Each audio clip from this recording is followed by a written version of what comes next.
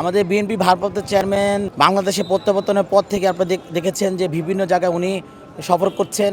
আজকেও গিয়েছেন শহীদ হাদির সমাধিস্থলে উনি শ্রদ্ধা নিবেদন করতে গিয়েছেন। প্রতিনিয়ত উৎসুক জনতা এবং সাধারণ পাবলিক নেতাকর্মী দেখেন রাস্তাঘাটে ওনাকে এক নজর দেখার জন্য কিন্তু ভিড় জমাচ্ছেন। এলএমই সার্টিফাইড বিশ্বসেরা কপারে তৈরি ওয়ালটন কেবলস, যা আপনার স্থাপনাকে রাখবে সব সময় নিরাপদ। নিরাপত্তায় কিছুটা বিঘ্ন ঘটছে। আমি সকলের কাছে অনুরোধ করব যেন নিরাপত্তা জাল বেঁধে যেন ওনার সামনে না আসে।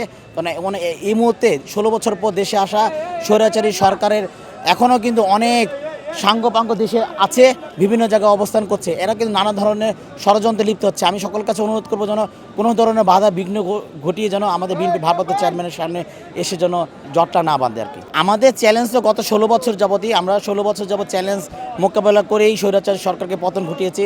আপনারা জানেন যে এই চ্যালেঞ্জ মোকাবেলা করতে গিয়ে শুধুমাত্র জাতীয়তাবাদী দলের নেতাকর্মীরাই কিন্তু গুম খুন হয়েছে, বিচার বহির্ভূত হত্যাকাণ্ডের শিকার হয়েছে। আপনারা এখানে যারা সাংবাদিক আছেন জানেন যে আমাদের 60 লক্ষ নেতাকর্মীদের নামে মামলা দেওয়া হয়েছে। সব কিছু বাধা বিঘ্ন অতিক্রম করে কিন্তু আমরা স্বৈরাচারী সরকারকে পতন ঘটিয়েছি।